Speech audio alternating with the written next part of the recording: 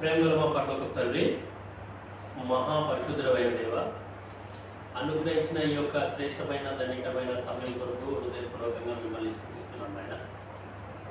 ప్రభు, మరి దినమంతా కూడా మా పనుల్లో తోడుగా ఉన్నందుకు వందనాలు. మరి నేను అలసిపోయిన శరీరాలతో, అలసిపోయిన దేహాలతో మరి నేను మీ ఇంటికి మీ ప్రజలు వస్తున్నారు. మా యొక్క అలసిపోయిన దేహాలని, శరీరాలని, ఆత్మలని, ప్రాణాన్ని మీరే ఉజ్జీవింపజేయండి, మీరే తాజాపరచండి, మమ్మల్ని రిఫ్రెష్ చేయండి. పరలోక తండ్రి, ఇప్పుడు కొన్ని పాటలు పాడుతున్నాం, వాక్య ధ్యానంలో కూడా తోడుగా ప్రభావ కరెంట్ని మైకుని మీ ఆధీనంలో పెట్టుకోండి. ఈ యొక్క కూడిక ద్వారా మేము ఏం నేర్చుకోవాలో మాకు నేర్పించవలసిందిగా కోరుతున్నాం. యేసుక్రీస్తు ప్రభువుల నామమున స్తుతించి ప్రార్థించడం తండ్రి. ఆమేన్. ఆమేన్. 5వ పాట మన సాంగ్ షీట్లో నుంచి 5వ పాట ఉన్నాయా సాంగ్ షీట్స్?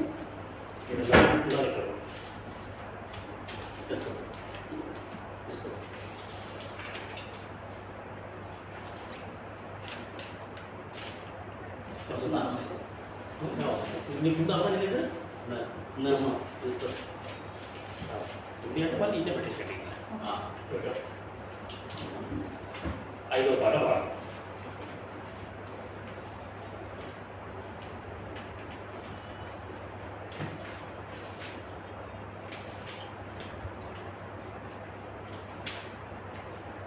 ఆనాది దేవుని స్తుతించి కీర్తింతుము, అంతము వరకు తానే మనలను నడిపించును. ఆనాది దేవుని స్తుతించి కీర్తింతుము, అంతము వరకు తానే మనలను నడిపించును. మెట్టగా ఉన్న స్థలములలో, వంకరగా ఉన్న త్రోవలలో, మెట్టగా ఉన్న స్థలములలో, వంకరగా ఉన్న త్రోవలలో, తన వాగ్దానములను నమ్మినచో మన ముందర నడిచే ఆ దేవుడు. తన వాగ్దానములను నమ్మినచో మన ముందర నడిచే ఆ దేవుడు. సరళము చేసి చక్కగా నడిపించును, సరళము చేసి చక్కగా నడిపించును. ఆనాది దేవుని స్తుతించి కీర్తింతుము,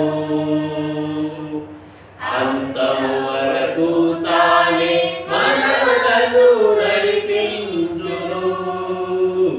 ఆనాది దేవుని స్తుతించి కీర్తింతుము, అంతము వరకు తానే మనలను నడిపించును. నిరాశ నిస్పృహ శ్రమలలో నడచు మార్గమంతటిలో, నిరాశ నిస్పృహ శ్రమలలో నడచు మార్గమంతటిలో, చాచిన తన హస్తము విడువనిచో కులుగాక కాపాడే మన దేవుడు. చాచిన తన హస్తము విడువనిచో కులుగాక కాపాడే మన దేవుడు. నిరతము తోడై కాపాడి నడిపించును, నిరతము తోడై కాపాడి నడిపించును. ఆనాది దేవుని స్తుతించి కీర్తింతుము,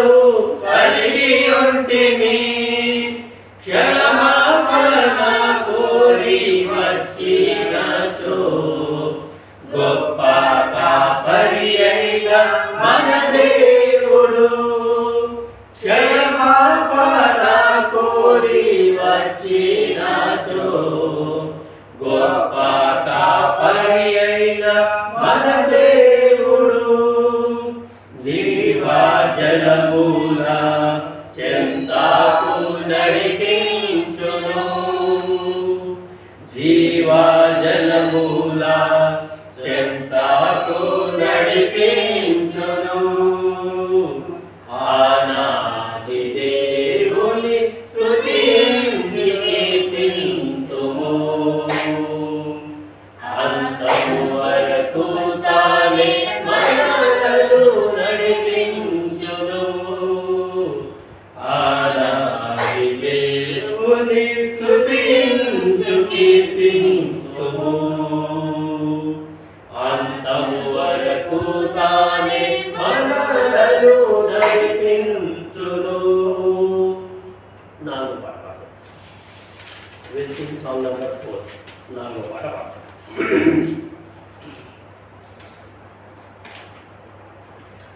నడిపించును నా దేవుడు శ్రమకాలమైనా నన్ను విడువాడు. నడిపించును నా దేవుడు శ్రమకాలమైనా నన్ను విడువాడు.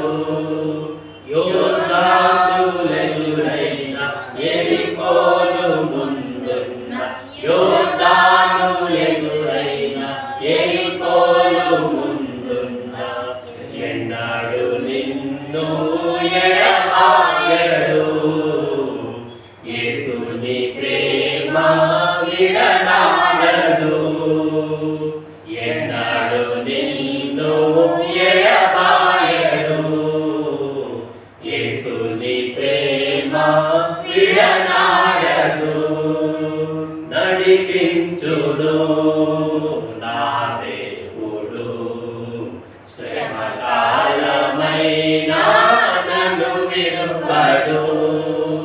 నడిపించును నా దేవుడు శ్రమకాలమైనా నన్ను విడువడు. నీ ముందర నడచు దేవుడైన యెహోవా విడువడు ఎన్నడు నిన్ను ఎడబాయడు. నీ ముందర నడచు దేవుడైన యెహోవా విడువడు ఎన్నడు నిన్ను ఎడబాయడు. నీ తోడై ఉండును. నిత్యము నడిపించును. నీ తోడై ఉండును. నిత్యము నడిపించును. యోర్దానులెదురైన ఎరికోను ముందున్న యోర్దానులెదురైన ఎరికోను ముందున్న ఎన్నడు నిన్ను ఎడబాయడు. యేసుని ప్రేమ విడనాడదు. ఎన్నడు నిన్ను ఎడబాయడు. యేసుని ప్రేమ విడనాడదు. నడిపించును నా దేవుడు శ్రమకాలమైనా నన్ను విడువడు. నడిపించును నా దేవుడు శ్రమకాలమైనా నన్ను విడువడు. నిబ్బరమే కలిగి ధైర్యముగా నుండు. దిగులు పడకుము జడియబోకుము. నిబ్బరమే కలిగి ధైర్యముగా నుండు. దిగులు పడకుము జడియబోకుము. వాగ్దానము చేసెను స్వాస్థ్యమునకు చేర్చెను. వాగ్దానము చేసెను స్వాస్థ్యమునకు చేర్చెను. యోర్దానులెదురైన ఎరికోను ముందున్న యోర్దానులెదురైన ఎరికోను ముందున్న ఎన్నడు నిన్ను ఎడ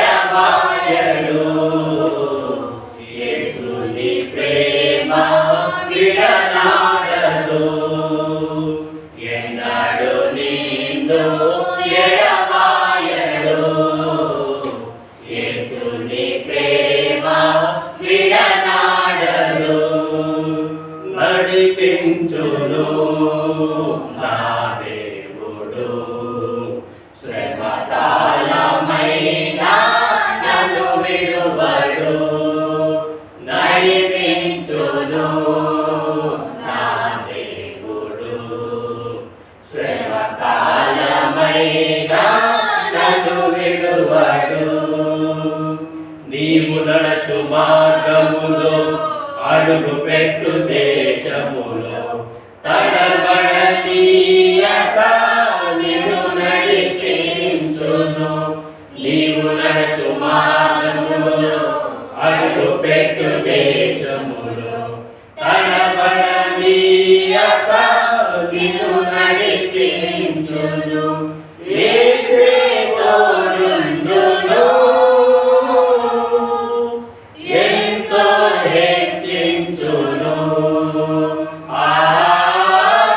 యేసే తోడుండును, ఎంతో హెచ్చించును. యోర్దానులెదురైన ఎరికోలు ముందున్న యోర్దానులెదురైన ఎరికోలు ముందున్న ఎన్నడు నిన్ను ఎడబాయడు. యేసుని ప్రేమ విడనాడదు.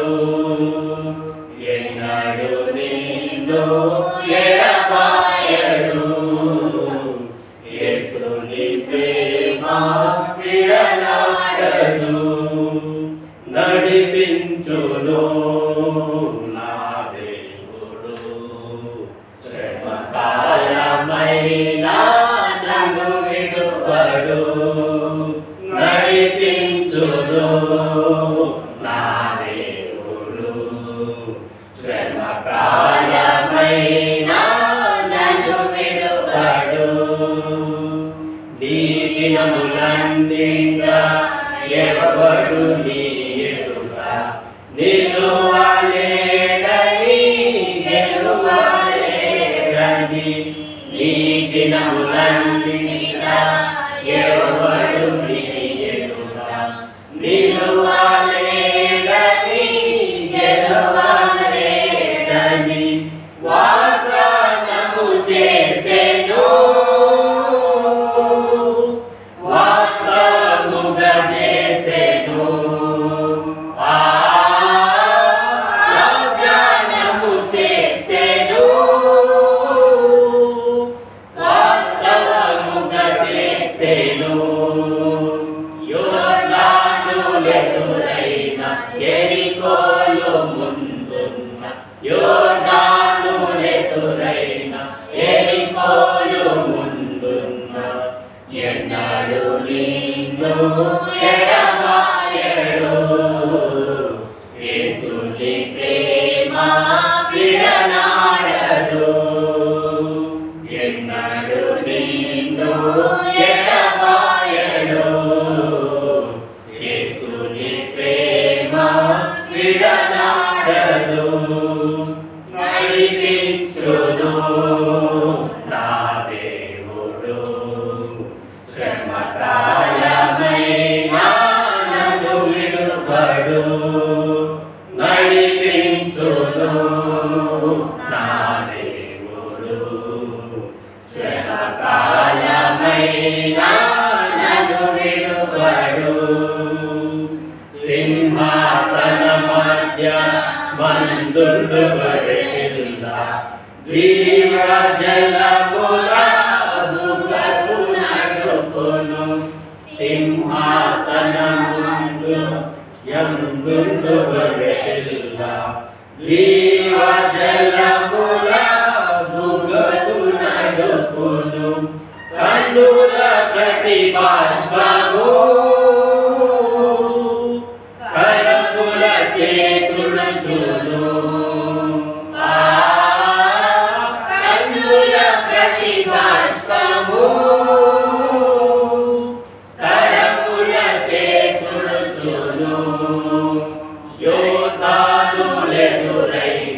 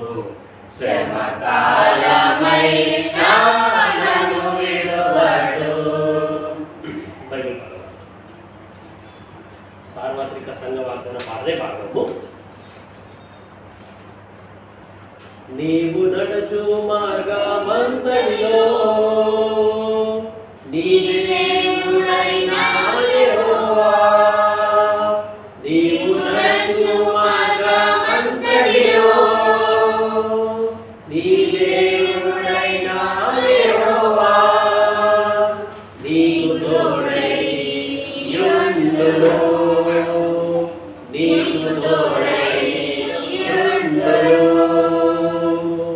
నీవు నడుచువాడు యెహోవా నీవు నడుచువాడు యెహోవా గొర్రె పిల్లని వదనమునా బొగ్గల యొద్దకు వారిని నడిపించును గొర్రె పిల్లని వదనమునా బొగ్గల యొద్దకు వారిని నడిపించును.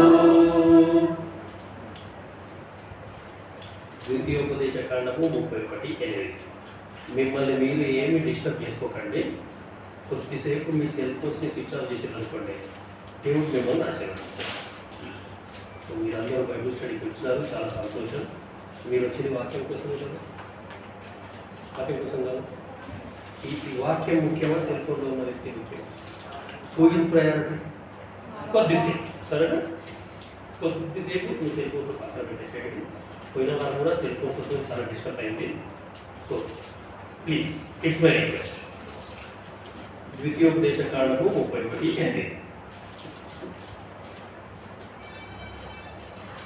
అందరం కలిసి చదువుదాం. ద్వితీయోపదేశకాండము 31వ అధ్యాయము 8వ వచనాన్ని అందరం కలిసి చదువుదాం. నీ ముందర నడుచువాడు యెహోవా, ఆయన నీకు తోడయ్యును, ఆయన నిన్ను విడువడు, నీకు భయపడకు, విస్మయముందకు ఇశ్రాయేలులందరి ఎదుట అతనితో చెప్పెను.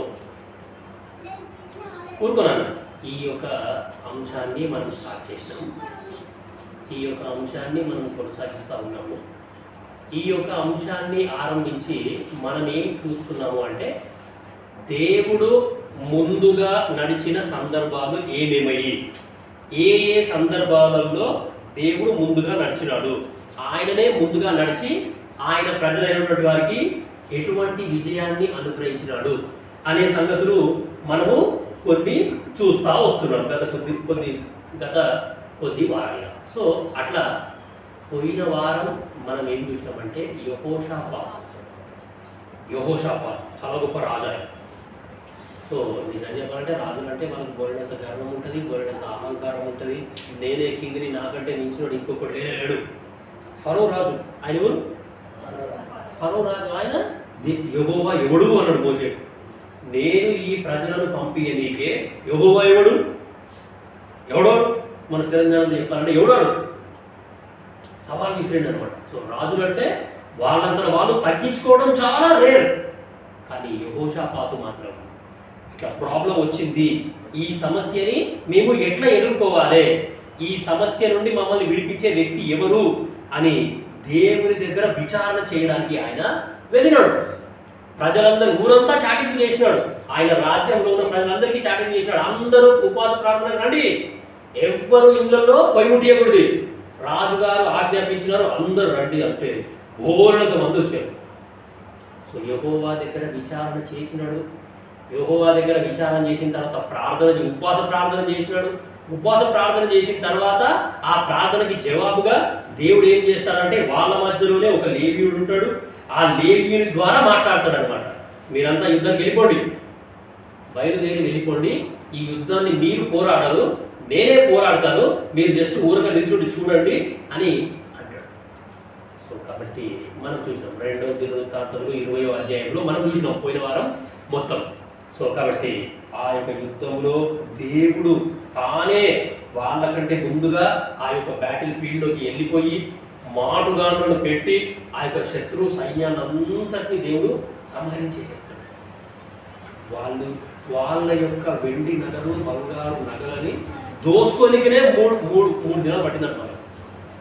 ఈ యొక్క యూదా వారందరికీ 3 దినాలు. మరి దాని తర్వాత 3 దినాల తర్వాత ఆ శవాల కంపు ఇంకా ఎక్కువైపోయింది, వాళ్ళు అక్కడ వదిలిపోయి వెళ్ళిపోయింది.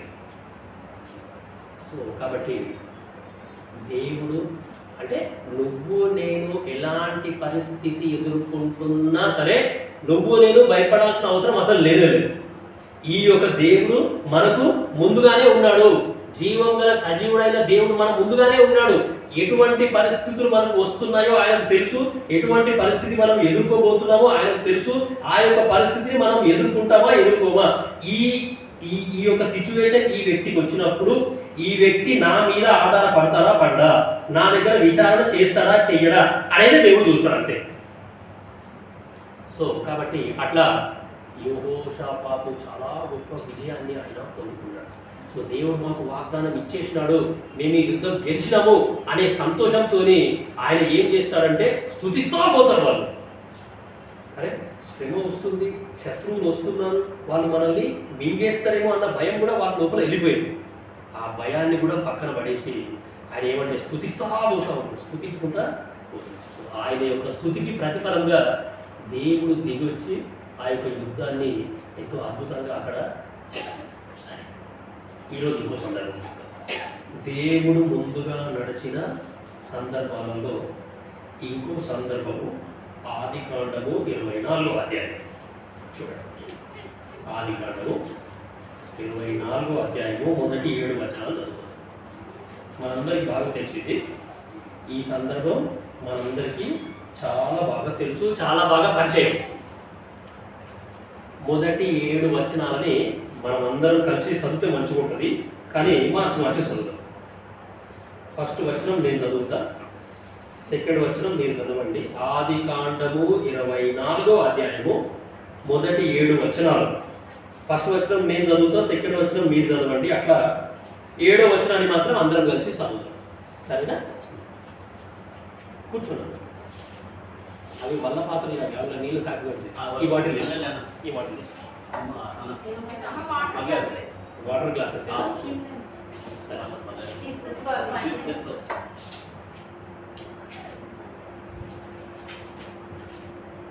సో ఆదికాండము 24వ అధ్యాయము మొదటి 7 వచనాలు చదువుదాము. 7వ వచనం అందరం కలిసి చదువుదాం, సరేనా? మొదటిది, అబ్రహాము బహుకాలం గడిచిన వృద్ధుడై ఉండెను, అన్ని విషయములలోనూ యెహోవా అబ్రహామును ఆశీర్వదించెను.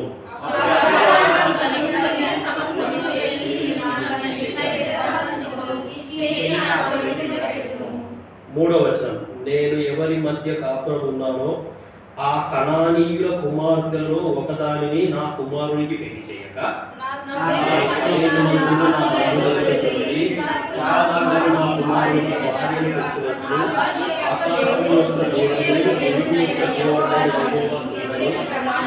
ప్రమాణం చేయించేదనను. 5వ వచనం, ఆదికాండము 24:5, ఆ దాసుడు ఈ దేశమునకు నా వెంట వచ్చుటకు ఒకవేళ ఆ స్త్రీ ఇష్టపడని ఎడల నీవు బయలుదేరి వచ్చిన ఆ దేశమునకు నేను నీ కుమారుని తీసుకొని పోవలెనా అని అడుగగా,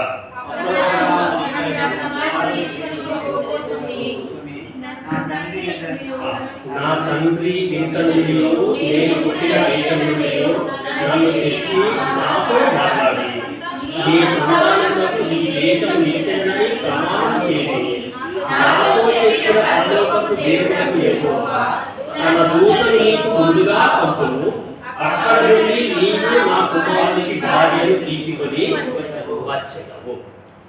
సో 7వ వచనం మరోసారి నేను చదువుతున్నా. ఆదికాండము 24:7, నా తండ్రి ఇంట నుండి నేను పుట్టిన దేశము నుండి నన్ను తెచ్చి నాతో మాట్లాడి నీ సంతానమునకు ఈ దేశమునిచ్చెదనని ప్రమాణము చేసి నాతో చెప్పిన పరలోకపు దేవుడకు యెహోవా తన దూతను నీకు ముందుగా పంపును. సో తన దూతని నీకు ముందుగా పంపును. సో తన దూత అంటే దేవదూతలు కాదు, తన దూత అంటే యేసు ప్రభు అని అర్థం. ఏమో తన దూత అంటే దేవదూతలు కాదు, తన దూత అంటే యేసు ప్రభు అని అర్థం. సో బైబిల్లో మలాకి పుస్తకం ఉంది కదా, ఆ యొక్క మలాకి తీయాల్సిన అవసరం లేదు. ఆ యొక్క మలాకి అనే పేరుతో అర్థం ఏంటి అని అంటే మై మెసెంజర్, నా దూత అని. సో దూత అంటే కొన్ని సందర్భాలలో మనుషులను కూడా దూతలు అని అంటారు. సో మనకు అర్థమయ్యేటట్టు చెప్పాలంటే ఒక వ్యక్తి యొక్క ఇన్ఫర్మేషన్ని ఇంకో వ్యక్తికి తెలియజేయడానికి మధ్యలో ఒక వ్యక్తి కావాలి, ఆయనని దూత అని అంటారు. సో ఈ రోజులలో మనం సెల్ ఫోన్స్ ఉన్నాయి కాబట్టి అవి దూత అంటే కూడా ఎవరు కావాలి కాదు. మార్కు సువార్త 2వ అధ్యాయము మొదటి 2 వచనం చూడండి, మీకు అర్థం అవ్వాలి. మార్కు సువార్త 2వ అధ్యాయము ఐఎమ్ సారీ మొదటి అధ్యాయము మొదటి 2 వచనం. మార్కు సువార్త యేసుక్రీస్తు సువార్త ప్రారంభము. ఇదిగో నా దూతను నీకు ముందుగా పంపుచున్నాను. జాగ్రత్తగా వినండి, ఆ దూత పేరు కూడా అక్కడే ఉంటుంది.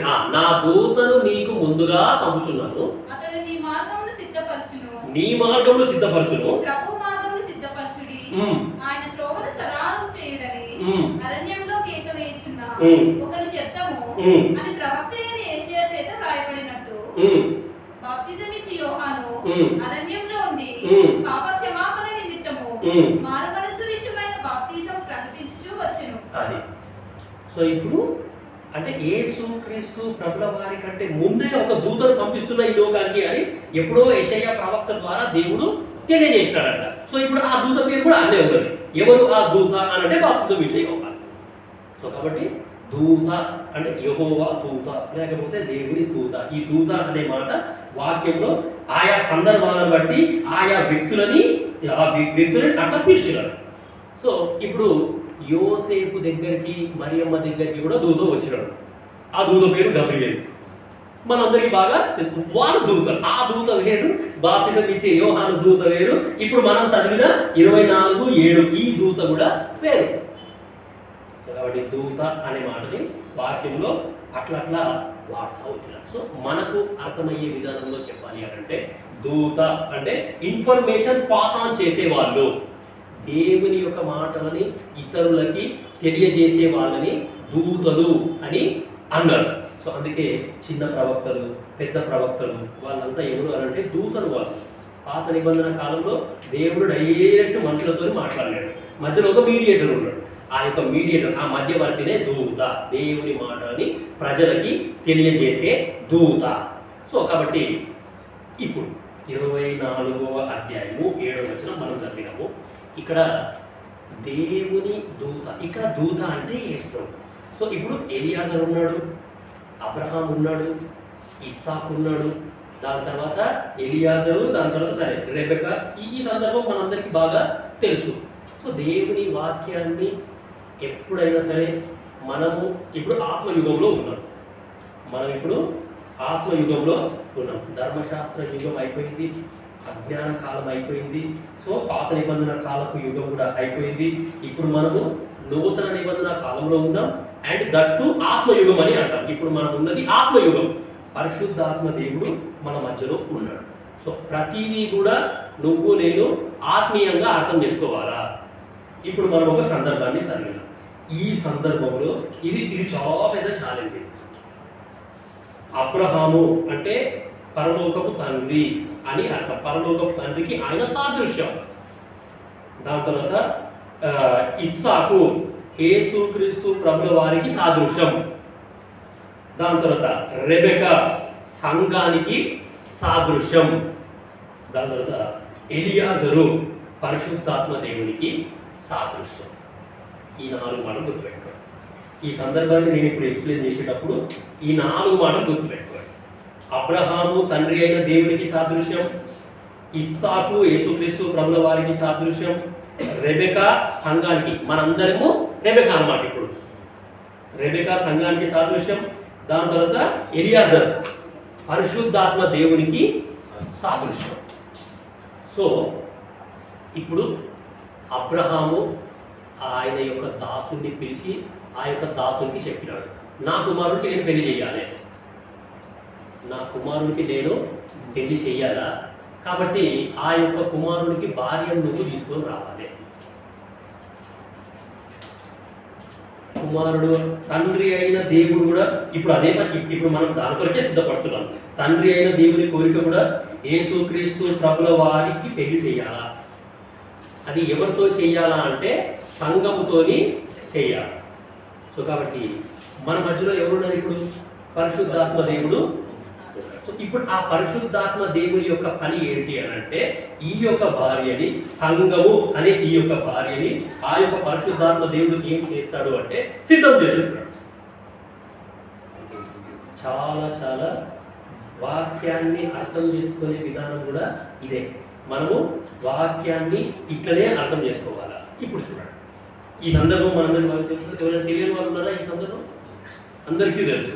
సో అబ్రహాము ఆయన కొడుకు పెళ్లి చేస్తా అంటున్నాడు. ఆయన యొక్క దాసుని పంపించినాడు. ఆ యొక్క దాసుడంట పుట్టిగా రాలేడంట. 10 ఒంటెలు తీసుకొని 10 ఒంటెల మీద బహుశా 10 మంది ఉన్నదయ్యారు పనులు. ఇంకా మిగతా పనులు కూడా ఉన్నారు. ఆ దాసునికి దారి తెలియదు కాబట్టి అంటే అబ్రహాం యొక్క సొంత ఊరు ఎక్కడుందో ఆయన తెలియదు. ఆ ఊరుకు ఎక్కడ పోవాలో తెలియదు. సరే ఈ రోజులలో మనకు గూగుల్ మ్యాప్ లేకపోతే ఇంకో మ్యాప్ ఏవో మ్యాప్లు ఉన్నాయి. అవి కూడా తప్పడైతే కనిపిస్తాయి. అవి నమ్ముకొని పోతే మనం పోయి గుంతలు పడతాం. సో ఆయనకు దారి తెలియదు. మరి అబ్రహాం గారు నాకు దారి తెలియదు కదా, నేనేం చేయాలి అంటే అబ్రహాం అంటే ఒకటే మీరు గుర్తుపెట్టుకోండి, ఫెయిత్, విశ్వాసం నేర్చుకోవాలంటే మనం అబ్రహాం దగ్గరికే పోవాలి. అబ్రహాం జీవితాన్ని ధ్యానించాలి. అబ్రహాం ఏం చేసిండో అదే మనము చేయాలి. అబ్రహాం విశ్వాసంతో చెప్పేసినాడు, తన దూతను నీకు ముందుగా పంపిస్తాడు, ఆ దూతనే నీకు తోడు చూపిస్తాడు. సో కాబట్టి అది నా కుమారుడి వివాహమైనా సరే లేకపోతే నా వివాహమైనా సరే నాకు ఎవరితో చూపెట్టాలి? దేవుని దూత. సో యేసుక్రీస్తు ప్రభుల వారే నాకు తోవ చూపెట్టాలి. సో కాబట్టి నువ్వు నేను చాలా జాగ్రత్తగా ఉండాలి. సో 24వ అధ్యాయము చూడండి. ఆదికాండము 24వ అధ్యాయము ఓ వచనం చదువుతాను, చాలా మంచిగా ఉంటుంది. 16వ వచనం. ఆ చిన్నది మిక్కిలి చక్కనిది. ఆ చిన్నది అంటే రెబెకా అంటే చర్చ్ అని అన్నాం. రెబెకా అంటే చర్చ్, మనమందరం కలిపి చర్చ్, సంఘం. ఆ చిన్నది మిక్కిలి చక్కనిది, ఆమె కన్యక, ఏ పురుషుడును ఆమెను కూడలేదు. బాబిలోనికి దిగిపోయి కడవను నీళ్లతో నింపుకొని ఎక్కి రాగా ఆ సేవకుడు ఆమెను ఎదుర్కొనుటకు పరిగెత్తి ఈ కడవలోని నీళ్లు కొంచెం దయచేసి నన్ను త్రాగనిమ్మని అడిగాను. చాలు. సో ఇప్పుడు అబ్రహాము కుమారుడికి పెళ్లి చేయాలి అని అబ్రహాం చెప్పినాడు. ఈ దాసుడు బయలుదేరి వచ్చి ఒక చోటికి వచ్చినాడు, ఒక ప్రాంతానికి వచ్చినాడు. ఆ ప్రాంతంలో బావులు ఉన్నాయి. ఆ యొక్క బావు ఆయన ఏం చేసినాడు అంటే చూడండి, పరిశుద్ధాత్మ దేవుడు చేసే పని కూడా మనకు ఇక్కడనే అర్థమవుతుంది. పరిశుద్ధాత్మ దేవుడు ఎలాంటి పనులు చేస్తాడు అనే సంగతి కూడా మనకు ఇన్నే అర్థమవుతుంది. 24వ అధ్యాయము 12వ వచనం. నా యజమానుడకు అబ్రహాము దేవుడు అయిన యెహోవా, నేను వచ్చిన కార్యమును త్వరలో సఫలం చేసి నా యజమానుడకు అబ్రహాము మీద అనుగ్రహం చూపుము, చిత్తగించుము. నేను ఈ నీళ్ల ఊట యొద్ద నిలుచుచున్నాను. ఈ ఊరి వారి పిల్లలు నీళ్లు చేదుకొనుటకు వచ్చుచున్నారు. కాబట్టి నేను త్రాగునట్లు నీవు దయచేసి నీ కడవను వంచుమని నేను చెప్పగా నీవు త్రాగుము, నీ ఒంటలకును నీళ్లు పెట్టెదనని ఏ చిన్నది చెప్పునో ఆమెయే నీ సేవకుడైన ఇస్సాకు కొరకు నీవు నియమించినదై ఉండును గాక. సో కాబట్టి ఈయన ఏం చేసినాడు అంటే ఇక్కడ చాలా మంచి పని చేస్తాడు. 10 ఒంటెలను తీసుకొని వస్తాడు. ఆ 10 ఒంటెలను కూడా అక్కడ మాట ఏంటి అంటే ఆ ఒంటెలను మోకరింపజేస్తాడంట. ఆ వచనం కావాలి మనకు. యాక్చువల్లీ ఆ ఒంటెలని మోకరింపజేసి 11వ వచనంలో ఉంది. 24:11. సాయంకాలమందు నీళ్లు చేదకొనవచ్చు వేళకు ఆ ఊరి బయటనున్న నీళ్ల బావి యొద్ద తన ఒంటెలను మోకరింపచేసి ఇట్లనేను. సో నీళ్లు అంటే దేవుని వాక్యము, మోకరింపచేసి అంటే దేవుని వాక్యాన్ని నేను మోకాళ్ళ మీద చదవాలి. దేవుని వాక్యాన్ని నేను మోకాళ్ళ మీద ధ్యానించాలా, దేవుని వాక్యాన్ని చదివేటప్పుడు నేను మోకాళ్ళ మీద ఉండాలి అనేది పరిశుద్ధాత్మ దేవుడు మనకు నేర్పిస్తాడు. ఏమో ఒకటి పరిశుద్ధాత్మ దేవుడు నాకు నేర్పించేది ఏంటి అంటే దేవుని వాక్యాన్ని మనము మోకాళ్ళ మీదనే చదవాలా, మోకాళ్ళ మీదనే ధ్యానించాలా, మోకాళ్ళ మీదనే మనము ఈ యొక్క వాక్యాన్ని ఏమి అంటే మెడిటేట్ చేయాలా, మెమరైజ్ చేయాలా అనేది పరిశుద్ధాత్మ దేవుడు మనకు నేర్పిస్తాడు. ఒకటి. దాని తర్వాత ఆయన కూడా మోకరించినాడు, ఒంటెలు కూడా మోకరించినాయి, ఆయన దేవునికి ప్రార్థన చేస్తున్నాడు. ప్రార్థన చేసేటప్పుడు కూడా నేను ఏం చేయాలి అంటే మోకాళ్ళ మీదనే ప్రార్థన చేయాలా అనేది పరిశుద్ధాత్మ దేవుడు నీకు నాకు నేర్పిస్తాడు. ఎటువంటి సందర్భమైనా సరే నువ్వు ప్రార్థన చేస్తున్నావు అంటే ఖచ్చితంగా మనం మోకాళ్ళ మీదకి వచ్చి మోకాళ్ళ మీద ప్రార్థన చేస్తే దట్ ఈస్ నథింగ్ బట్ మనం దేవుడికి మర్యాద ఇస్తున్నట్టు. అందుకే ఒక ఆయన ఏమన్నాడంటే if you Neel before God, God will make you to stand before anybody. అంటే నువ్వు దేవుని ఎదుట కనుక నువ్వు మోకరిస్తే ఎవరి ఎదుట అయినా సరే నువ్వు నిలబడతావు. భయం అనేది మనకు అసలు దేవుడు అట్లా చేస్తాడు, ఉండనే ఉండదు. భయం అనేది ఉండనే ఉండదు. ఎటువంటి వ్యక్తి నువ్వు ఎదుట అయినా సరే నువ్వు నిలబడతావు, ధైర్యంగా నిలబడతావు అని దాని అర్థం. సో కాబట్టి ఇక్కడ ఈయన ప్రార్థన చేశాడు. అంటే ఒక టాస్క్, ఈ యొక్క పని సఫలం అవ్వాలి, నేను దేవుని చిత్తం కనుక్కుంటున్నాను, ఆ దేవుని చిత్తాన్ని కన్ఫర్మ్ చేసుకోవడానికి నేనేం చేస్తాను అంటే ఒక సూచన పెట్టుకుంటా. ఏంటి ఆ సూచన అంటే నేను ఈడ మోకరించి ప్రార్థన చేస్తున్నాను, ప్రార్థన అయిపోయే లోపు ఎవరైతే అమ్మాయి వస్తుందో ఆ అమ్మాయి రావాలా, ఆ అమ్మాయి నాకు కూడా నీళ్ళు ఇయ్యాలా, నాతో పాటు ఉన్న వ్యక్తులకు కూడా నీళ్ళు ఇయ్యాలా, దాని తర్వాత నా ఒంటెలకు కూడా. ఇప్పుడు ఒక్క ఒంటె ఎన్ని లీటర్ల నీళ్ళు తాగుతుంది? ఏమన్నా చాట్ జీపీటీకి అడుగు. 100 లీటర్లు. ఒక ఒంటె ఎన్ని లీటర్లు తాగుతుంది?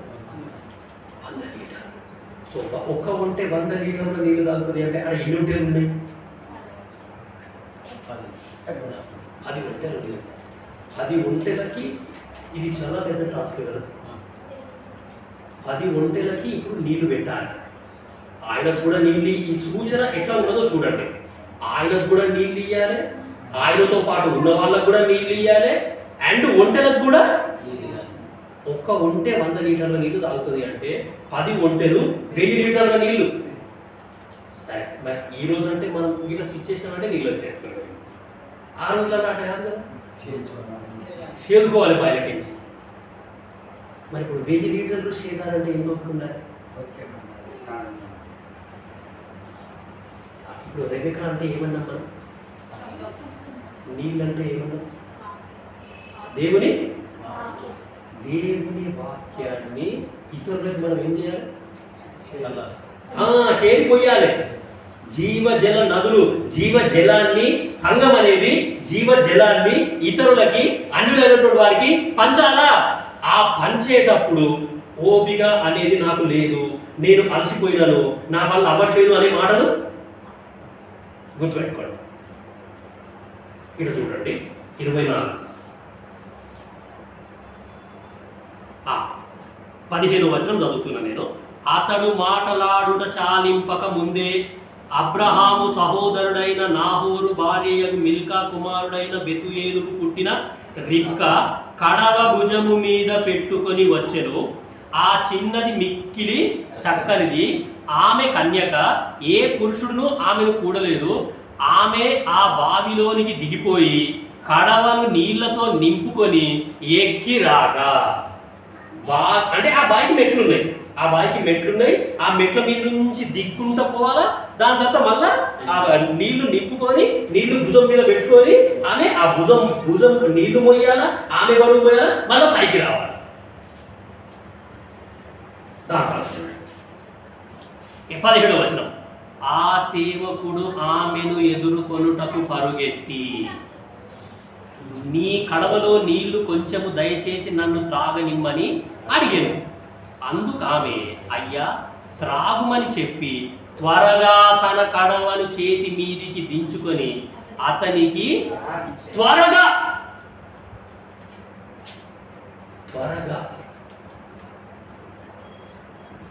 సరే, ఈమె యంగ్ లేడీ, సో చాలా బలం ఆమెకు ఉంది, చాలా ఓపిక ఉంది.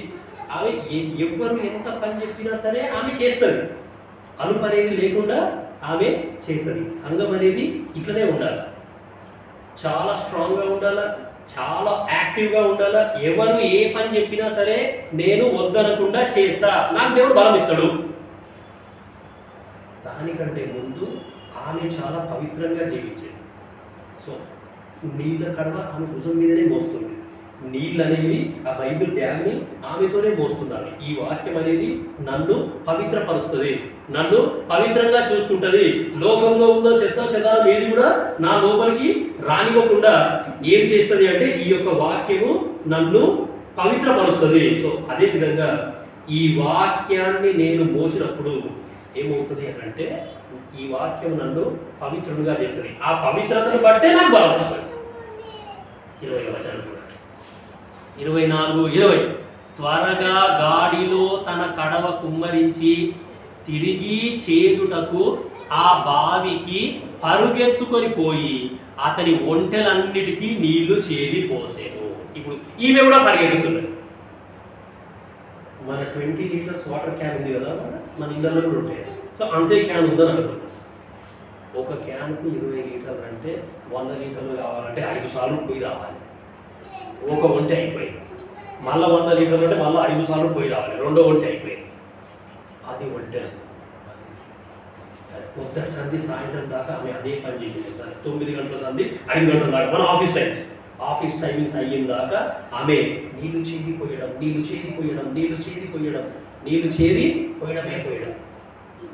ఒంటెలు తృప్తి పడ్డాయి. ఆ యొక్క ఎలియాజరు కూడా తృప్తి పడ్డాడు. ఆయనతో పాటు ఉన్న వ్యక్తులు కూడా తృప్తి పడ్డారు. మన సూచన సఫలమైపోయింది.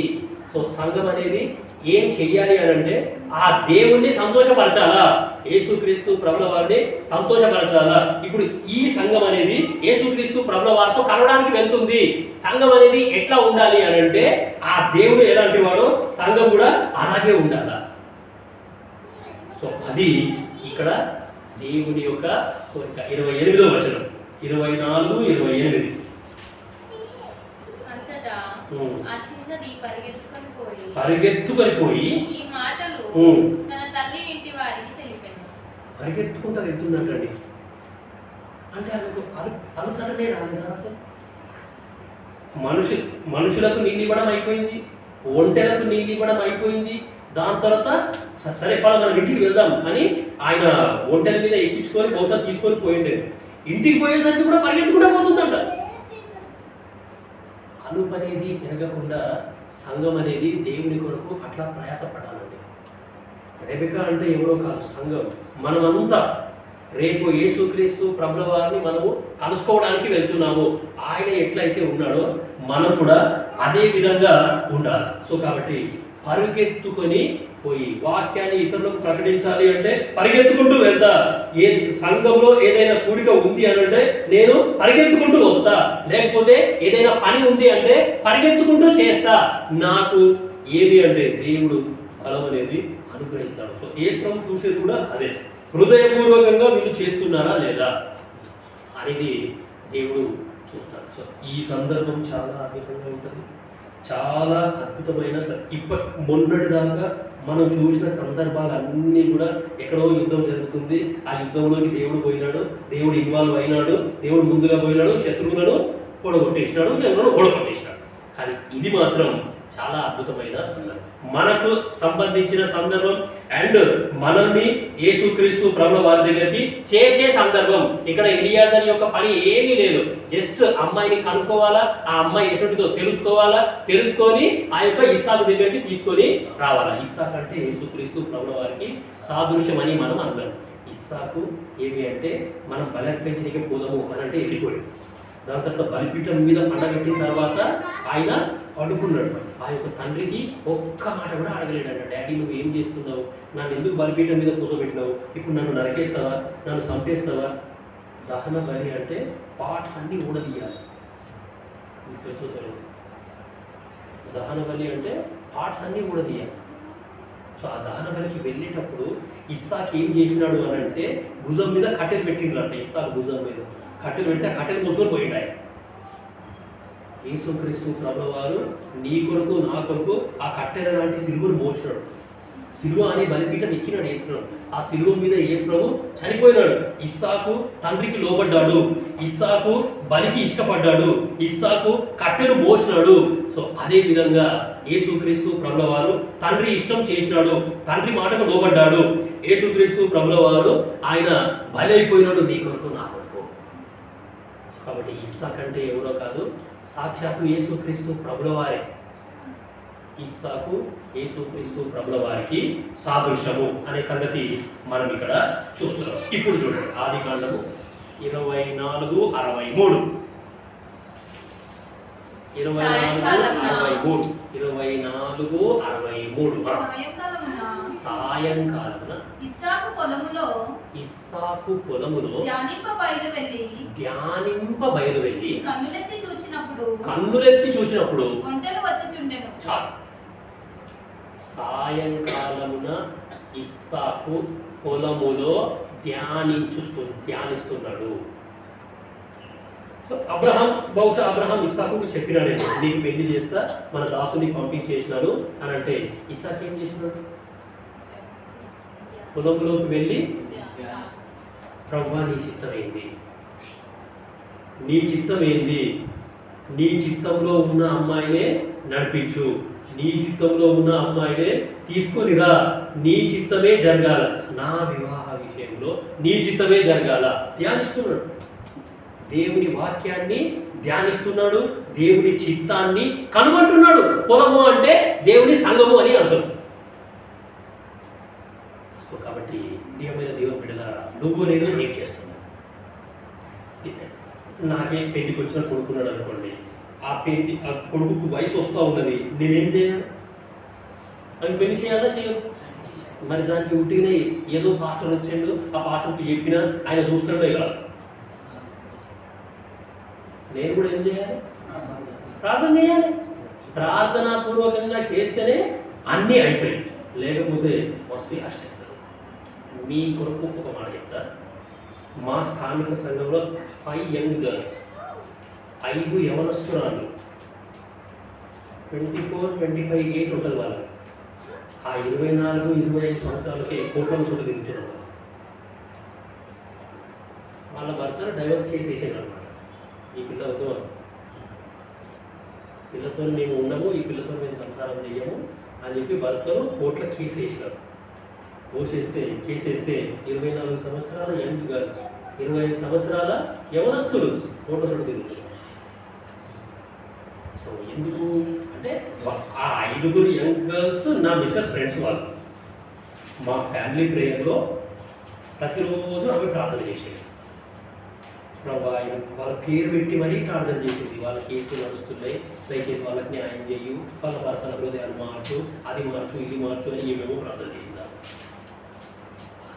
నేనేమడిగినానంటే, నువ్వు ప్రార్థన చేస్తున్నావు సరే, మంచిగానే ఉన్నది, కానీ వాళ్ళ వివాహ సంబంధం వచ్చినప్పుడు వాళ్ళు ఆ పిల్లగానికి నువ్వు రక్షణ పొందినవా బాబు అని అడిగినా లేదా? ఇది ఒకటే మాట. వాళ్ళ పెళ్ళికి సంబంధం వచ్చినప్పుడు ఆ పిల్లగానికి నువ్వు రక్షణ పొందినవా బాబు అని అన్నారా లేదా, అడిగినరా లేదా? వాళ్ళు రక్షణ పొందిన పిల్లలు పోరనే పెళ్లి చేసుకున్నారా, లేకపోతే ఎవరో చేసుకున్నారా? రక్షణ పొందినైతే గడ్డ చేస్తారు. పెళ్ళైన 4 రోజులకే వచ్చి ఇట్లా వస్తున్నారు. Very very careful. చాలా చాలా జాగ్రత్తగా నువ్వు ఇస్సాకు ఇక్కడ ధ్యానిస్తున్నాడు. వాక్యం కొరకు, దేవుని చిత్తం కొరకు, దేవుని సంకల్పం కొరకు ఇస్సాకు ఏం చేస్తున్నాడు అంటే ఇక్కడ ధ్యానిస్తున్నాడు. 1 కొరింథీ 6వ అధ్యాయం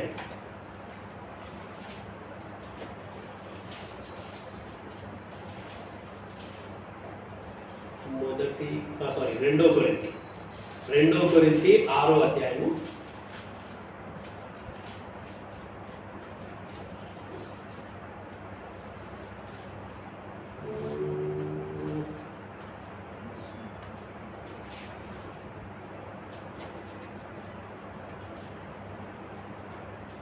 11వ వచనం. 6:14. రెండో కొరింథీ విశ్వాసులతో జోడిగా ఉండకుడి. చదవండి. నీతికి దుర్నీతికి ఏమి సాంగత్యమో, వెలుగునకు చీకటితో ఏమి పొత్తు, క్రీస్తునకు బెలియాలతో ఏమి సంబంధం, అవిశ్వాసతో విశ్వాసికి పాలెక్కడిది. జోడు అంటే మ్యారేజ్ అని అర్థం, జోడు అంటే పెళ్లి అని అర్థం. అవిశ్వాసులతో నీకు నాకు జోడు అనేది అసలు వదేవదు. ఇది దేవుని ఆజ్ఞ. మేము పరిచయం పోయినప్పుడు మాకు అర్థమవుతుంది. ఈ శంషాబాద్లోనే ఒక చర్చి మినిస్ట్రీకి వచ్చిన నేను. ఆ మినిస్ట్రీ అయిపోయిన తర్వాత ఒక పేరెంట్స్ వచ్చినారు. మా బాబుకి మేము అన్నీ మంచిగా నేర్పించినాం బ్రదర్, దయచేసి మా బాబు కోసం ప్రార్థన చేయండి. వాడు ఆల్రెడీ చెప్పేసాడు అంట, మీరు నాకు పిల్లలు చూడకండి, నా పిల్లలు నేను చూసుకున్నాను. ఏమో నా పిల్లలు నేను చూసుకున్నా, మీరు నాకు పిల్లలు చూడకండి, మీరు ఉద్యోగం చేసుకోండి. ఆ తల్లిదండ్రులు కన్నీళ్ళు కాల్చిన చూడండి నా ముందర. ఇప్పటికీ కూడా ఆ పిక్చర్ గుర్తున్నారు. అయ్యో బ్రదర్ ఏం చెయ్యాలి, వాడు ఎట్లా చెడిపోయాడు, ఎవరు చెడిపోయాడు, ఏ చోటి పిల్లలు తీసుకొస్తాడు, వాడే మగాత్యం చేసుకుంటాడు, వాడే వెళ్ళిపోతాడు. ఎంత కన్నీళ్ళు కాల్చారండి వాళ్ళైతే. వా అందుకే యెహోవా యందలి భయభక్తులు నేర్పిస్తే గిట్ల కాకుండా నువ్వేమో ఒక్కడే కొడుకు ఉన్నాడు అని చెప్పి గారభం చేస్తే వాడు ఎవరు ఎత్తుకెక్కండి. చూడు, బీ వెరీ వెరీ కేర్ఫుల్. ఎవరైనా సరే, నాకు పెళ్ళైనప్పుడు నా మిస్సెస్ అదే మాట చెప్పాను. వాళ్ళు ఆమెను చూడడానికి పోయినప్పుడు ఏమి అంటే ఆమె ఒకటే మాట చెప్పాను. వాళ్ళ తాత పక్కకు కూర్చొని, తాత నేను రక్షణ పొందిన పిల్లగానే పెళ్లి చేసుకుంటా తాత అని. ఏమండి ఈ రోజుల్లో అట్లా ఎవరు చేయట్లేదు, ఎవరు చేయకొచ్చారు. పిల్లగానికి మంచి ఉద్యోగం ఉందా చూస్తున్నారు, మంచి జీతం ఉందా చూస్తున్నారు, ఎంటకు ఆస్తులు ఉన్నాయా చూస్తున్నారు, అవన్నీ చూస్తున్నారు. కానీ వాడు మందిరాన్ని ప్రేమిస్తున్నాడా, దేవుని ప్రేమిస్తున్నాడా, వాక్యాన్ని ప్రేమిస్తున్నాడా లేదా, వాక్యం చదువుతాడా చదవడా, అసలు వాడికి ప్రార్థన అంటే తెలుసా, ఆరాధన అంటే తెలుసా, అవసరం. సో కాబట్టి ప్రియమైన దేవుని బిడ్డలారా, ఇక్కడ ఇస్సాకు ఏం చేసినాడు అంటే ధ్యానిస్తున్నాడండి. దాని తర్వాత వచనాలు చూడండి. ఎలియాజరు, సరే అక్కడ చాలా సంగతులు జరిగినాయి.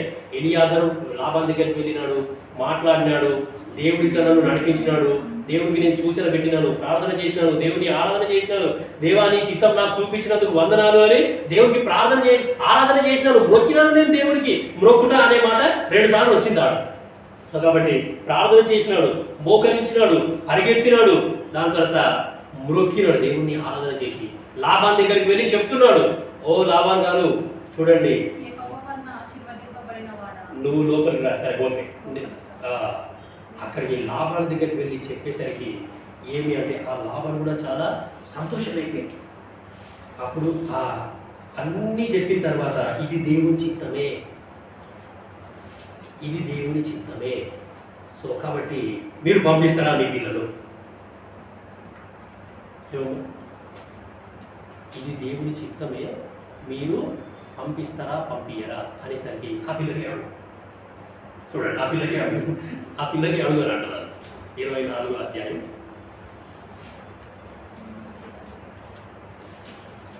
సో దేవుని చిత్తము అనే మాట వచ్చేసరికి ఆ యొక్క రెబెకాకు కూడా ఏమైంది అంటే చాలా సంతోషం అయిపోయింది అనమాట.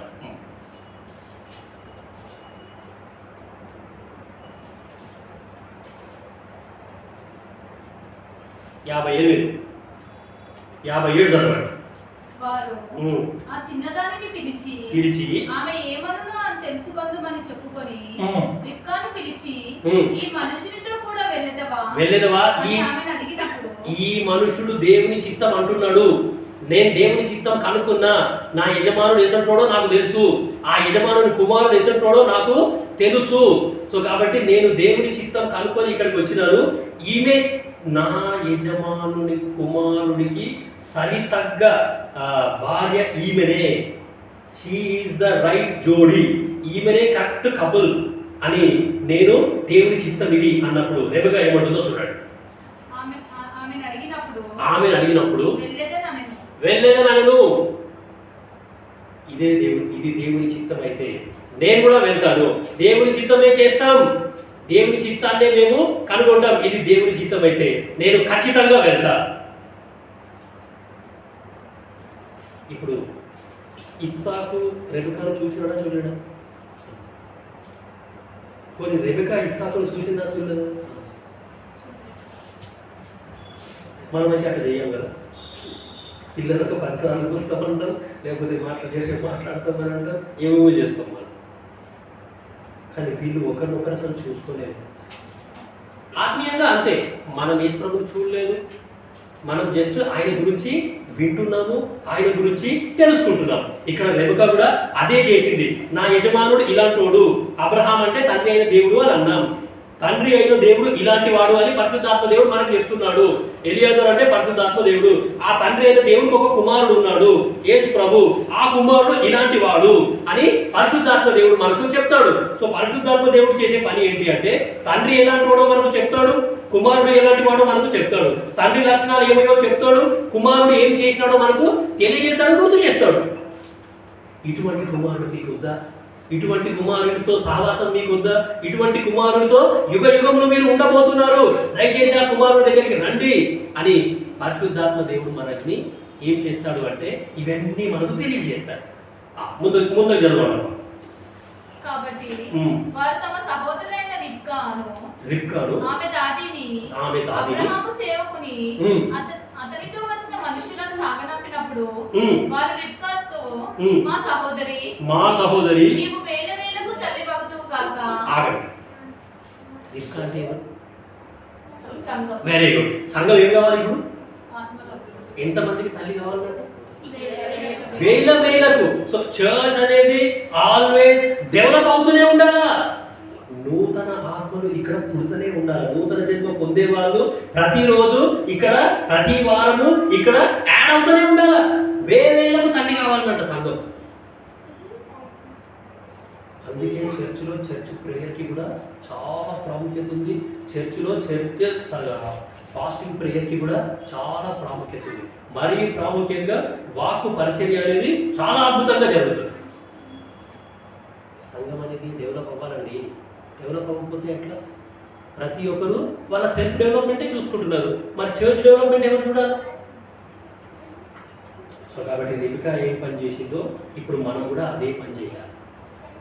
దేవుడు మన ముందు వెళ్తున్నాడు, మన ముందే ఉన్నాడు. ఎవరికి సువార్త చెప్పాలో ఆయననే చెప్తాడు, ఆయననే చూపిస్తాడు. ఫలానా వ్యక్తి నువ్వు చెప్పేసేయి. సో కాబట్టి జీవజలాన్ని పంచుట. దాని తర్వాత మందిరంలో పని ఉంది అంటే గట్టిగా, బలముగా, ఓపికతోని బలం తెచ్చుకొని పరిగెత్తుకుంటూ యాక్టివ్ పార్టిసిపేషన్ అంటున్నాను. యాక్టివ్ పార్టిసిపేషన్ అనేది నీకు నాకు ఉండాలి. సో కాబట్టి దాని తర్వాత వేలకు తల్లి కావాలి. సంఘం అనేది వేలకు తల్లి. 1000 మంది ఇక్కడికి వచ్చి కూడుకుంటున్నారు అంటే, అరే 1000 మంది వస్తున్న చర్చ అంటే ఎంత గొప్ప సంతోషం అండి. ముంగల్ జరగమ్మా. నీ సంతతి వారు తమ పగవారి కవిని స్వాధీనపరచుకొందురు గాక అని ఆమెను దీవింపగా రిబ్కాయు ఆమె పనికత్తులను లేచి ఒంటలను నెక్కి ఆ మనుషుని వెంబడి వెళ్ళేది. అటు ఆ సేవకుడు రిబ్కాను తోడుకొని పోయిను. సో పరిశుద్ధాత్మ దేవుడు నిన్ను నన్ను ఇప్పుడు తోడుకొని వెళ్తున్నాడు అనమాట. పరలోక రాజ్యానికి మనల్ని తీసుకొని వెళ్తున్నాడు. యేసుక్రీస్తు ప్రభుల వారిని చూడడానికి, యేసుక్రీస్తు ప్రభుల వారిని దర్శించుకోవడానికి, ఇంకా ఫేస్ టు ఫేస్ ఆయనతో మాట్లాడడానికి పరిశుద్ధాత్మ దేవుడు ఇప్పుడు మనకు ఆ పరలోక రాజ్యం కొరకు మనల్ని సిద్ధం చేస్తున్నాడు. ఇవన్నీ ఆత్మ చేసే కార్యాలండి. ఇంకో 4 వచనాలు ఉన్నాయి. 4 వచనాలు చదివితే మీకు అర్థమైపోతుంది. మార్గమున వచ్చి దక్షిణ దేశమందు కాపురం ఉండెను. సాయంకాలమున ఇస్సాకు పొలములో ధ్యానింప బయలు వెళ్ళి కన్నులెత్తి చూచినప్పుడు ఒంటెలు వచ్చి చుండెను. రిబ్కా కన్నులెత్తి ఇస్సాకును చూచి ఒంటె మీద నుండి దిగి మనల్ని ఎదుర్కొనుటకు పొలంలో నడుచుచున్న మనుష్యుడు ఎవరని దాసుని అడగగా అతడు ఇస్సాకు నా యజమానుడని ఇతడు నా యజమానుడని చెప్పాను కనుక ఆమె ముసుగు వేసి కొనెను. సో దూరం నుండే చూసేసింది మనల్ని ఎదుర్కోవడానికి వస్తున్న ఆ వ్యక్తి ఎవరు అని అనేసరికి ఈయననే నా యజమానుని కుమారుడు, ఈయననే నీ కాబోయే భర్త అనేసరికి వెంటనే ఆమె ముఖానికి ముసుగేసుకుందంట.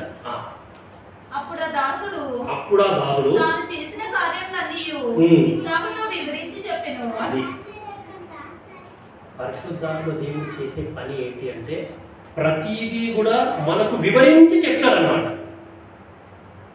ప్రతి విషయం కూడా మనకు వివరించి చెప్తాడు. ఇది పరిశుద్ధాత్మ దేవుడు చేసే పని. అది నా చదువు విషయంలో అయినా సరే, నా ఉద్యోగం విషయంలో అయినా సరే, నా వివాహ విషయంలో అయినా సరే, నా పరిచర్య విషయంలో అయినా సరే, నా సంఘం విషయంలో అయినా సరే, నా కుటుంబం విషయంలో, ఏ విషయంలో అయినా సరే పరిశుద్ధాత్మ దేవుడు మనకు అన్ని వివరంగా వివరించి చెప్తాడు. ఇప్పుడు ఎలియాజరు అన్ని వివరించి చెప్పినాడంట. ఇది దేవుని చిత్తం. ఇస్సాకు ఏమన్నాడో చూడండి. ఇస్సాకు తల్లి అయిన చారా గుడారములోనికి ఆమె తీసుకొని పోయాడు. ఆమె అతనికి భార్య ఆయను. అతడు ఆమెను ప్రేమించెను. అతడు ఇస్సాకు తన తల్లి విషయమై దుఃఖ నివారణ పొందెను. సో వివరించి చెప్పెను. ఇస్సాకు తల్లి అయిన శారా గుడారములోనికి ఆమెను తీసుకొని పోయాడు. సో ఇస్సాకు ఏం చేశాడంటే ఆ యొక్క రిబ్కాని తీసుకొని తల్లి గుడారంలోనికి ఆయన వెళ్ళిపోయాడు. So that is nothing but పరలోక రాజ్యము. సో యేసుక్రీస్తు ప్రభువారు మనందరినీ తీసుకొని ఆ యొక్క పరలోక రాజ్యానికి వెళ్ళిపోతున్నాం. ఒక్కసారి అసలు నిజంగా రిబ్కాకి చాలా మంచి లక్షణాలు ఉన్నాయి. ఆమె ఏ రోజైతే ఇస్సాకును కలుసుకున్న అసలు ఇస్సాకును చూడనే లేదు. ఇస్సాకు గురించి జస్ట్ విన్నదంతే. విన్నది, విశ్వసించింది, దేవుని చిత్తమని తెలుసుకున్నది, వెళ్ళిపోయిందంటే వెళ్ళిపోయింది, పెళ్లి చేసుకున్నారు, అక్కడనే ఉండిపోయినది, అక్కడనే కాదు ఈయననే నా భర్త, ఇదే నా ఇల్లు, ఇదే నా కుటుంబం, ఇదే నా సంసారం, మళ్ళీ వెనక్కి తిరిగి చూడలేదు. ఏమా పరలోక రాజ్యానికి వెళ్ళిపోయిన తర్వాత కూడా ఇంకొకసారి గోలోకానికి పోయేస్తాడమ్మా. కొద్దిమంది అయితే ఇంకా గ్రాండ్ బిలీవర్స్ ఉంటారు. మాకు పరలోక రాజ్యంలో వైఫై ఉంటేనే వస్తామని అంటారు, మాకు పరలోక రాజ్యంలో వాట్సాప్ ఉంటేనే వస్తామని అంటారు. అవన్నీ ఉండేవి. నీకు వైఫై ఉండదు, వాట్సాప్ ఉండదు, సోషల్ మీడియా ఉండదు, స్మార్ట్ ఫోన్ ఉండదు, ఏముండదు అంటారు. గుర్తుపెట్టుకో. సో కాబట్టి ప్రియమైన దేవుని బిడ్డ, అబ్రహాము అంటే తండ్రి అయిన దేవుడు, ఇస్సాకు అంటే యేసుక్రీస్తు ప్రభువారు, రెబెకా అంటే మనం అందరం, నీళ్ళు అంటే దేవుని వాక్యం అని అన్నాం. సో కాబట్టి అసలు వాళ్ళిద్దరూ చూసుకోకుండానే పెళ్లి చేసుకున్నారు. అసలు ఎంత అద్భుతమో అది. ఇప్పుడు మనం యేసుక్రీస్తు ప్రభువారిని చూస్తూనే లేదు, జస్ట్ వింటున్నాం ఆయన గురించి, ఆయన ఇలాంటి వాడు అని. సో వింటున్నాము, విశ్వసిస్తున్నాము. ఆ యొక్క పరిశుద్ధాత్మ దేవుడు మన ముందు ఉండి ముందుకి నడిపిస్తా ఉన్నాడు. ఆ పరలోక రాజ్యానికి తీసుకొని ఉన్నాడు. యుగ యుగంలో ఆ యేసుక్రీస్తు ప్రభువారితో ఉండడానికి నువ్వు నేను ప్రయాణం చేస్తున్నాం. ఈ ప్రయాణంలో మనకు ముందుగా ఎవరున్నారు అంటే పరిశుద్ధాత్మ దేవుడు మన ముందు. మోకరించండి, ప్రార్థన చేస్తాం. దేవుడి వాక్యాన్ని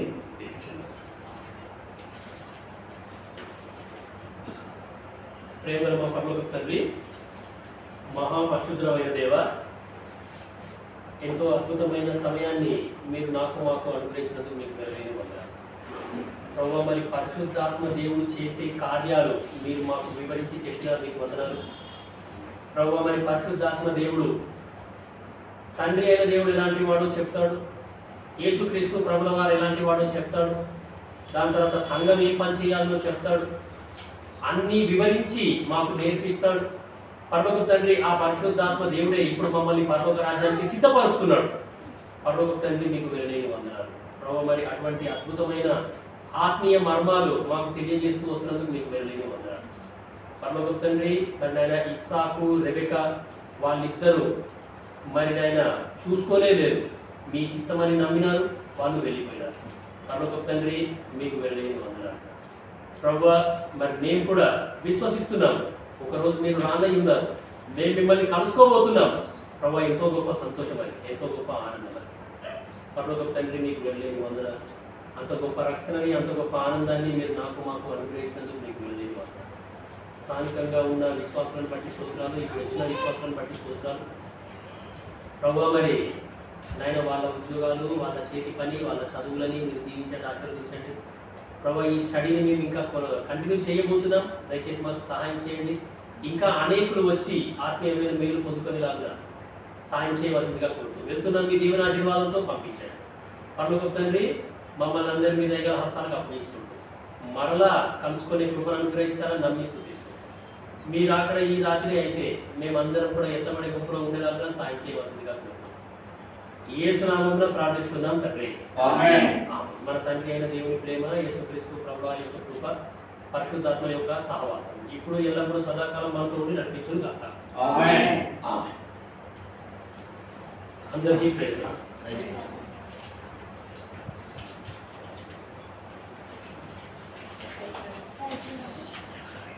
వాచ్ ఆగిపోయింది, టైం నిలవలేదు నాకు.